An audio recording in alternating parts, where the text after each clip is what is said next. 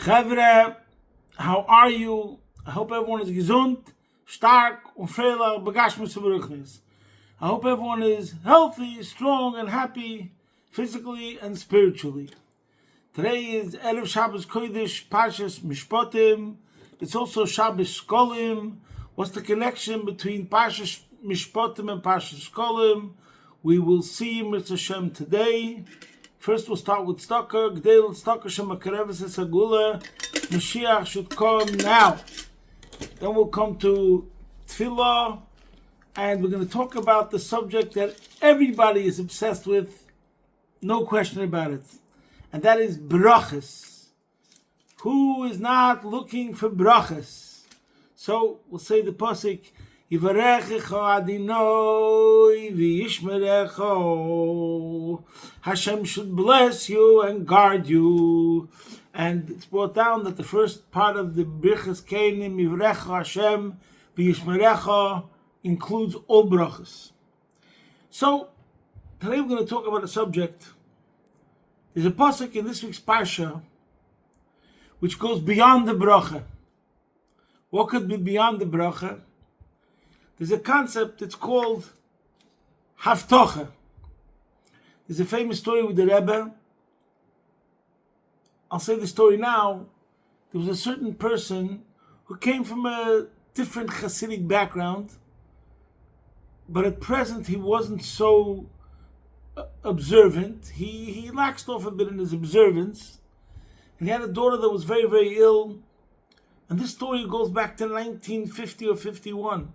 Either when the Rebbe already officially accepted the position of Rebbe, or even before that, but after the Frierdiker Rebbe passed away. And this person was a very wealthy person. His daughter was very, very ill. And he went from one Rebbe to the next and asking for a blessing that his daughter should become healthy. The way the story goes is that he went to the Sat Meruv, and he told he told every Rebbe, Ich will nicht kein Beruche, ich will have Tuche. I don't only want a blessing, I want a guarantee, a promise. Anyways, none of the Rebbes could say that they guarantee it. But when he went to the Sat Meruv said, I have Tuche, can the no the Lubavitcher Rebbe gave him. That's the way the story is said. That he said that I have tocha, a promise, only the Lubavitcher Rebbe can give it to you.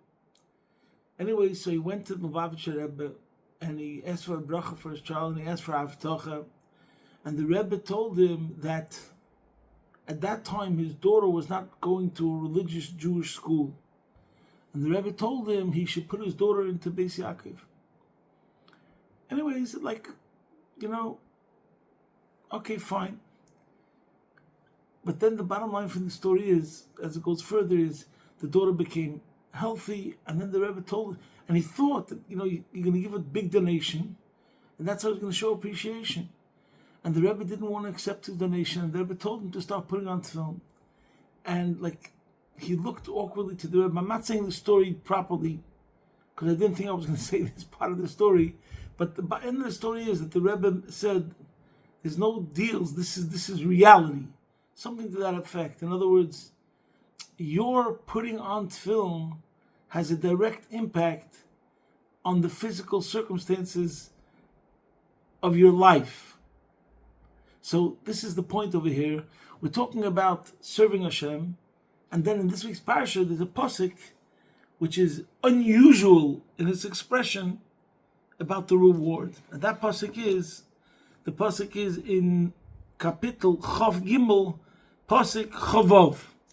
This is what we're going to talk about. And the Pasuk says, Leisia Mishakela, there shall be no woman who loses her young Vakara or is infantile. Batzecha, in your land, no one will be barren. As Mispari Mecha Malay, I shall fill the number of your days. So there's a very, very famous Maimer of the Rebbe, a Hasidic discourse of 1952. We're going to talk about some subject was discussed over there. And also a Sikha in Chelik Lamed Aleph, a Rashi Sikha on this pasuk. I'm going to mix these two places where it's discussed, and that's what today's shir is based on. You should look there to see things the way they're in the Rebbe's words. So first of all, on this pasuk, the Rebbe in the Maimer, in the beginning of the Maimer, brings out this point that over here it's written not in a style of a bracha, but as a style as avtocha. And in Yiddish, they quoted what the Rebbe said, Leisiyah mishakeles tornit zayin. Like it's a commandment from God, Leisiyah mishakela, it's prohibited that there should be a woman, this will be like the reward, that will be barren, or there will be the people that will die young, and it's misbeh yamacham mali, and you will live long. Also, the Rebbe says that the Pesukim over here, in general, cover all the basics, like the famous song, Bone Chayem Zoyne Reviche. Everyone knows the bracha of Geffen, Gesund, that's Chaya, to be healthy and live long.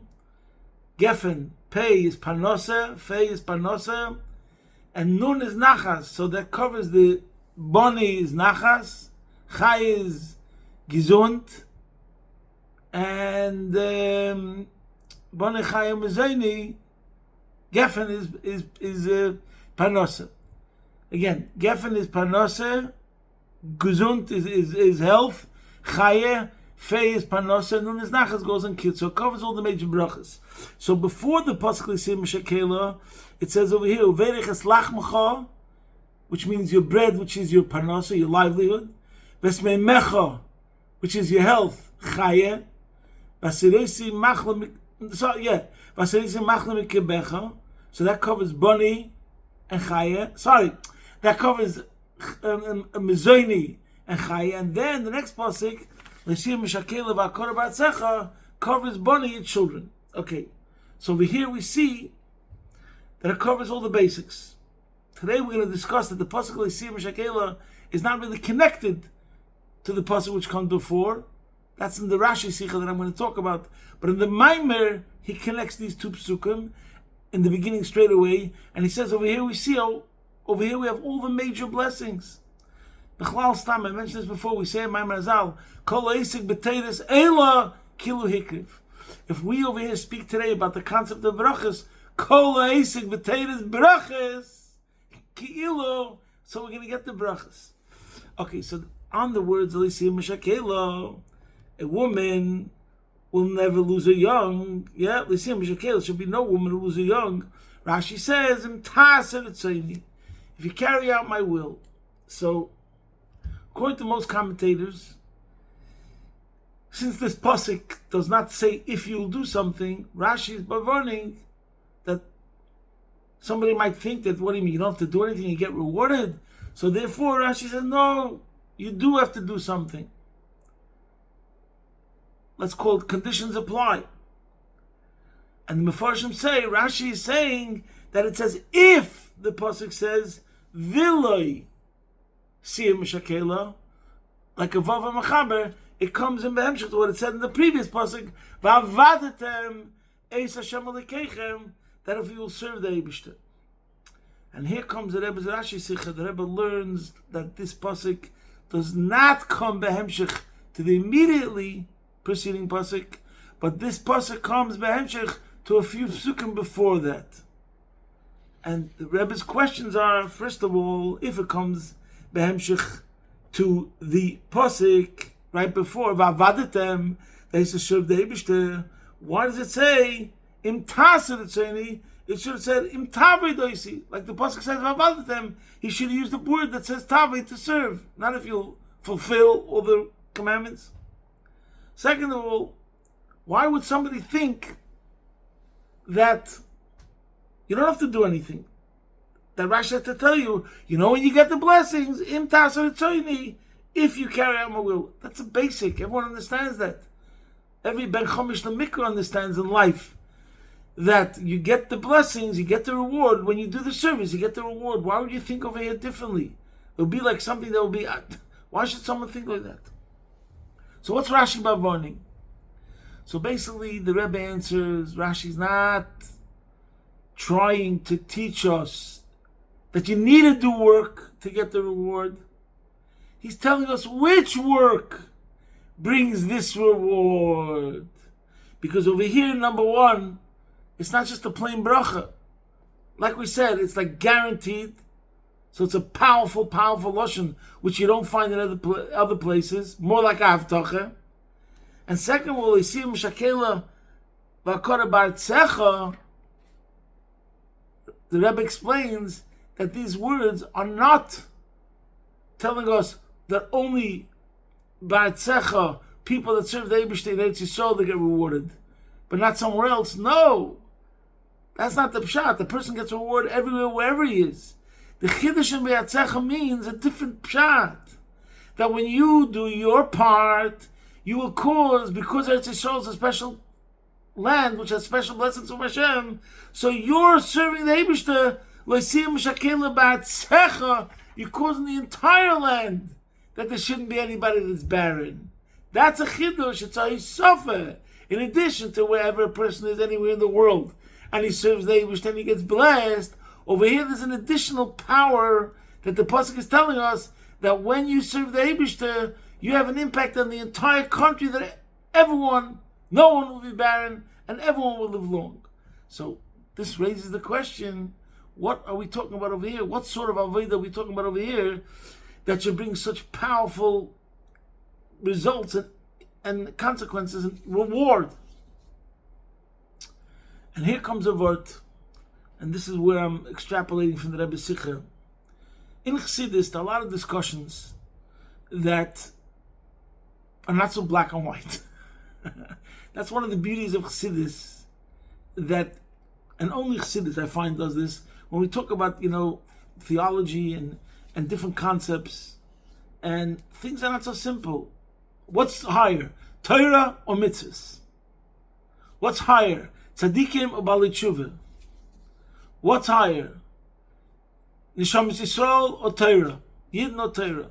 These are all discussions that go on in hundreds of Chassidic discourses, and it comes out, on the one hand, it's like this, but on the other hand, it's like this.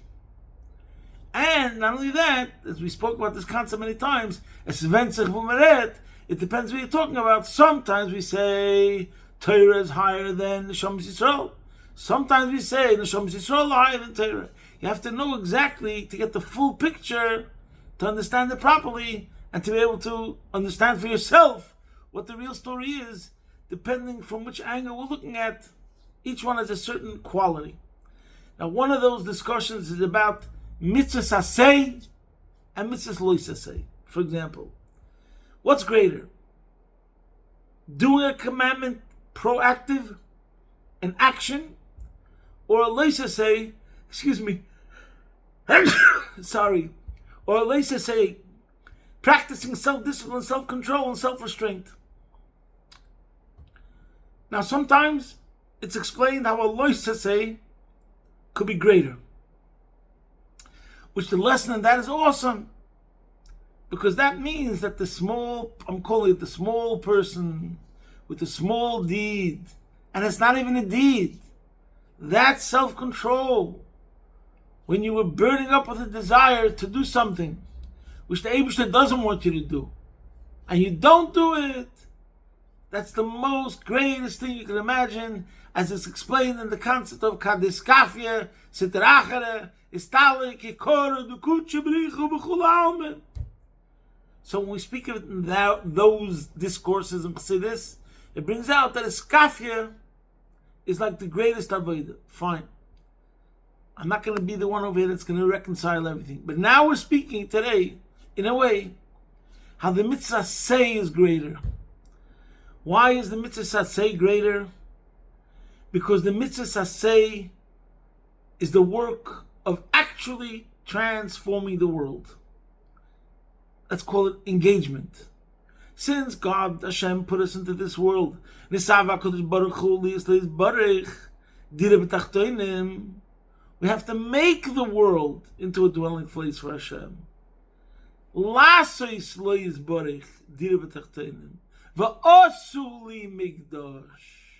There's a point that we have to make for Hashem a sanctuary.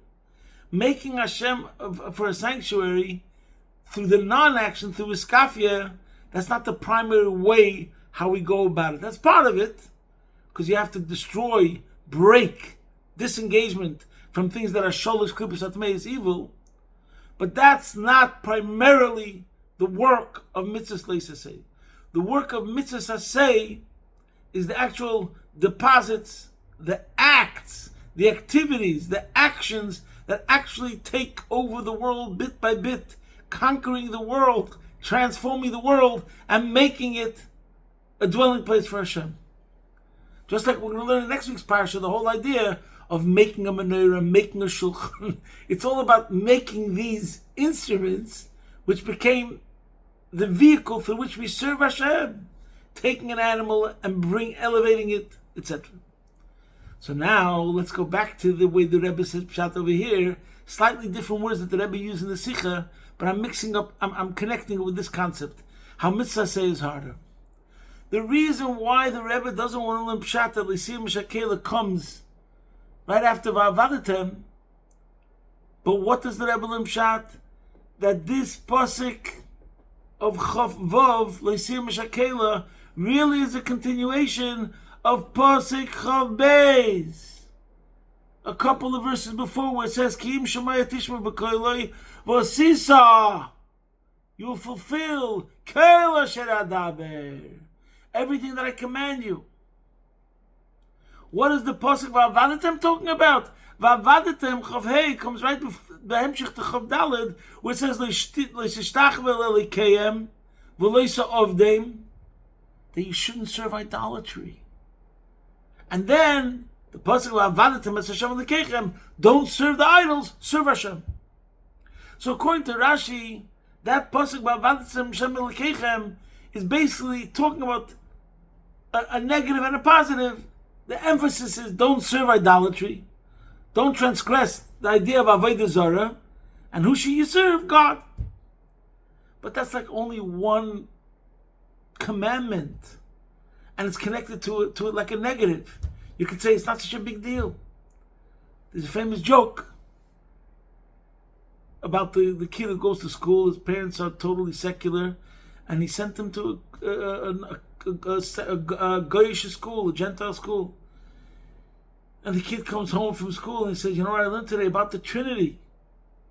About J and So the father tells the child, hey, daughter, listen up, buddy. There's only one God, and we don't believe in him. So the joke is meant to bring out, Ayid is Ayid.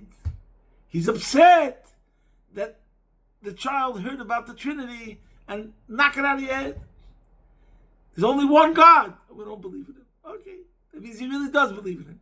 But what I'm saying is, according to the pshat of the Mefarshim and Rashi over here, that it's as if it would have said, V'lo yisiyam shakela, the Rebbe is saying, for that, it doesn't seem like it's an awesome avodah, that for that they should get such an unbelievable reward that it's discussing about in this pasuk.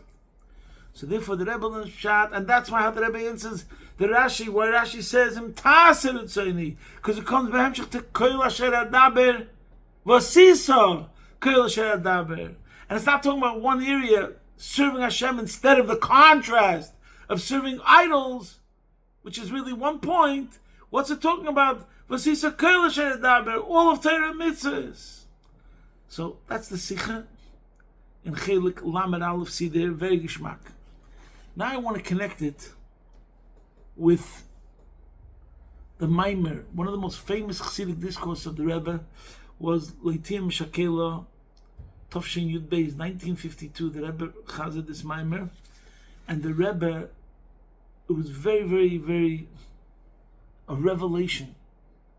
I'm not going to elaborate now. Those that know about the history of Chabad know that there were elder Chassidim there from previous generations, from the Rebbe Rashab's times, not only from the Friedrich Rebbe's times, the Rebbe's father-in-law, but from the generation of the Rebbe Rashab, who was the Rebbe till 1920, and they were around from 1905 to 1920 in those years, and they'd seen the Rebbe Rashab, so you can imagine these were real older Chassidim that have seen a thing or two, saw Rebbes, and it's difficult, as is known, when a chassid from one Rebbe has to become like dedicated to the next generation and then the next generation. But when people saw the Rebbe chazed this Maimer L'siyam Shakela Tovshin Beis, and the Rebbe was sobbing a lot, they were completely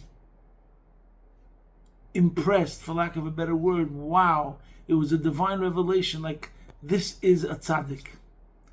And the Rebbe over there explained the pasuk, Leitir Mishakela.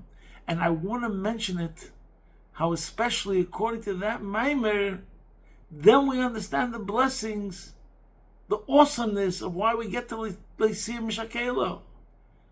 And Ves Mishpayamecha Male. And how the physical and the spiritual come together. Because the Rebbe says, you have to do an avodah which is called Leitir Mishakela V'Akara. You have to do the avodah in your personal life of Es Mispara Yamecha Amale, and then you get rewarded with those things in the physical world. And I'll explain you how the Rebbe explained then what the avodah of Leitir Mishakela V'Akara means. And what does it mean Es Mispara Yamecha Amale?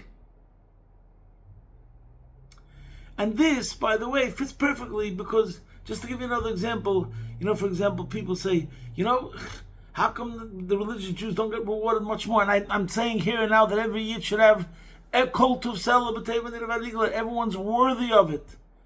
Like the Rebbe said many times, every one of us is a Ben Melech, and we have a Melech that can afford easily to take care of all of us. And when it comes to the other person, we have to find the merit. So everyone deserves cult of Selah. But I'm now saying a different point. Me, personally, to come to the Eibishter with a taina. I have no taina. Why? Let's say the pasuk says, Im b'chukei stelechu, v'nesati gishmechem b'itam. Or let's say the pasuk, v'oye ekev tishma. There's two examples. So someone will say, yeah, but I'm fulfilling b'chukei stelechu and I'm fulfilling ekev tishma. But the answer is, look at Rashi. What does Rashi say in Im b'chukei stelechu? Shetiu amelim b'teira. Hello, Yaakov Winner, are you a Melin B'Torah? I don't think so. I waste time. I'm not really living up to Amelim. I know what Amelim is. And the same thing is, what does Rashi say over there? What does it mean?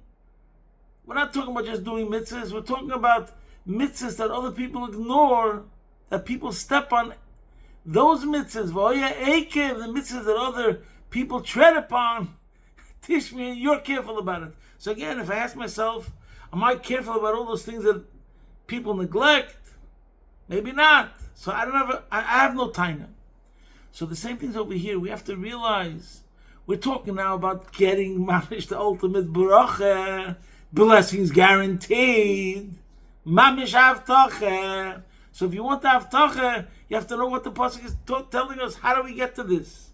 That's what Rashi is coming to Bavan, where he says you have to do it, and you have to do everything. And it's not just about one thing, but now I'm adding, based on the Maimer, even more specific. Chassidus comes along and puts it in a whole different dimension. What does it mean, Leitir Mishakela? Alter Rebbe in chapter 3 of Tanya calls the intellect the mothers, and the emotions are the children. Many people reach a level where they understand conceptually, intellectually, what's the right thing, and therefore they'll do it, but it's without passion, it's without excitement, it's without emotional involvement, it's dispirited. So this is the first thing the pasuk is telling us, Leitir Mishakela V'Akara. You, my friend, your avodas Hashem has to be all the time about being on fire. Because that's the way we get close to Hashem. Kol atzmosei temana. Rachamana liba boi. It's not only enough to understand what the right thing is. It's not only enough to be able to distinguish morally and religiously what's right and what's wrong. You got to be excited about it. Get excited, get excited. That means you're really in. That means you're really all in. And that's an avodah. There's a reason why tefillah is called avodah. People like intellectual. You have some people that like to learn chassidus. They're fascinated with Kabbalah, getting involved in the cosmic reality and Ak and lifting that Tzimtzum and stuff, they get all excited about those things. But when it comes to an Avodah Dik HaMaimer, I'm a Krichtarai the Kishkis. When you have a Maimer of the Frierdiker Rebbe or whatever, where it really gets into your Kishkis. Or those places in Tanya where the Alter Rebbe forces you to tell you, take a good look at yourself, be honest. Oh, that's already Avodah. People have a problem with davening. I'm in this business. They don't have a problem with learning. They're active, they're learning, it doesn't demand there's no issues, there's no emotional issues, no problem. In a way you could say it's a distant relationship. It's like depersonalized. But they're talking about the concept. But if we're talking about an emotion, to be excited, to get involved, that's already a whole different world. So the first thing the pasuk is telling us, which means not only I want you to give birth to emotions, which means don't be barren, you should always give birth to an emotion, because put your mind in the right place, your heart will follow, you give birth to an emotion. But even more than that, they should be solid emotions. That's what it means, like Tiyah Mishakela. They should be lasting emotions. That means you got to constantly feed the fire. You got to constantly feed the flame. Fan the flame. So which means, when you're guaranteed the brachas, you're guaranteed the brachas that we're talking about over here, when you're also mirroring in sync, you're demanding of yourself to always give birth to emotions that are alive, on fire, etc. And then comes this Mishpotim Mechamal. I see it's late, so I don't want to elaborate. This is the part which the Rebbe spoke about that touched a deep, deep place in every chassid who is by that brain, because the Rebbe spoke about a concept. As usual, the Rebbe takes things and takes it a step further. A famous question in the Gemara that it said Rabbi Yochanan ben Zakkai said before he passed away, any day based derech malichan is he doesn't know where he's been going to lead. Anyways, whatever the answer is. So in Chassidus, all the generations from the times of the Alter Rebbe, there was the question, what do you mean? He didn't know where he's being led. So he woke up now. If you don't know what's going to be, if you're going to go to Gan Eden or not, that means you don't even know if you did the right thing or not. So he should have had this question. So how could he have this question? He knew he did the right thing. So in Chassidus, until this Maimer, the question was, how could he have this question? And there's an answer to that. Either because he thought maybe everything he did was according to his nature, not because he was really going out of himself and serving Hashem, or because maybe there's levels of evil that are subtle that he wasn't aware about. But the Rebbe asked a different question. Not so much how could he have the question, but why did he have first the question now, on his deathbed, so to speak? And over here the Rebbe gave a phenomenal answer, and he was talking about himself, and he broke down this Chassidim sword, and he broke down crying a couple of times. And it was the reason why Rabbi Yochanan ben Zakkai only had the question now, because before he's already an invalid, so to speak, in bed, that he can't do work, it would be a rebellion, a merida in his shlichos, to go think about what's going on in his inner soul, in his levels. To put it in the language of the military, if you're a soldier, you don't have time to think whether you're a corporal or a sergeant or a major or a colonel. Just do the job. Carry out the mission. Every single second of your life, you have to be obsessed with the mission. I'm on duty now. So until he was bedridden, he was busy doing, producing, knocking, making deposits, conquering the world, active. That's how the Rebbe learns Pshat. And that's how the Rebbe learns Pshat in the pasuk. Means es Mishpotim mecha amale. The way I understand from the Maimer. Es Mishpotim mecha, the days of your life, amale, I will fill them. Every minute of your life, I am felt in your life. Every single second. This is a total existential statement. Who are you? You're not someone who, by the way, you do a lot of things. You have a grocery store, you go shopping, you go swimming, you play tennis, you play ping pong, you go to the gym. You also daven and learn a couple hours a day. No. That doesn't mean it's Mishpotim Male. That doesn't mean that's your whole identity. That doesn't mean that's a definition of your being.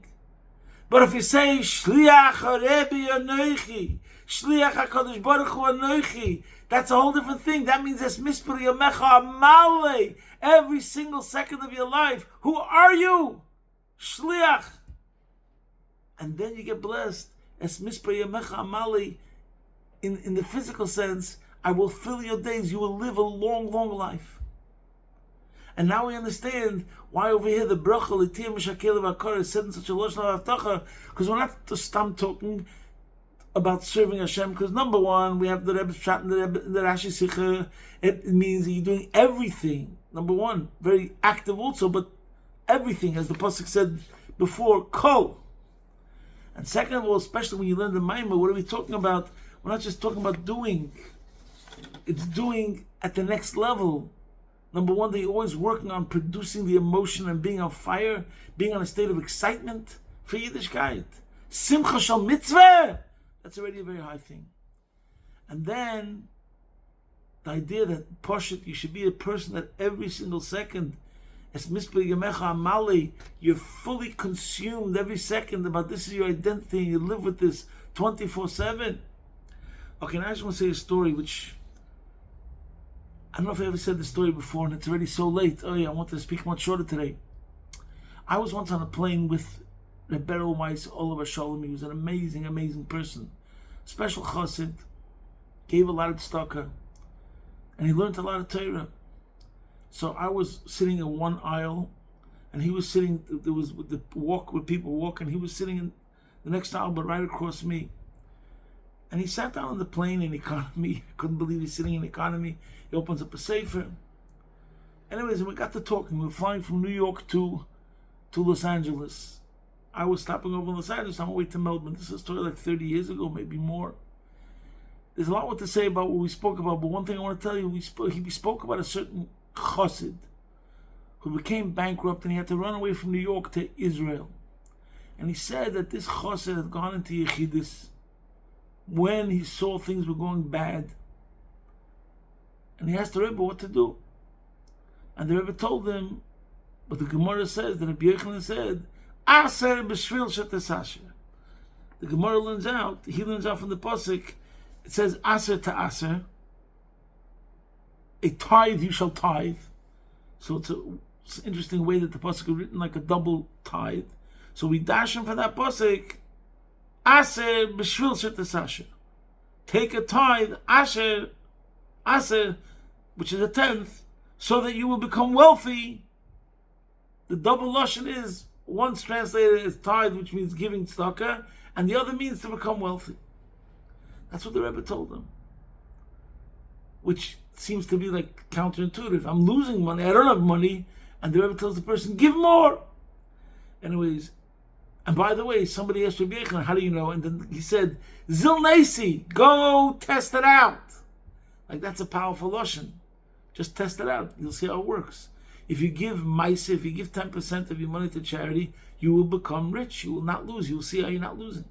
That's what the Gemara says.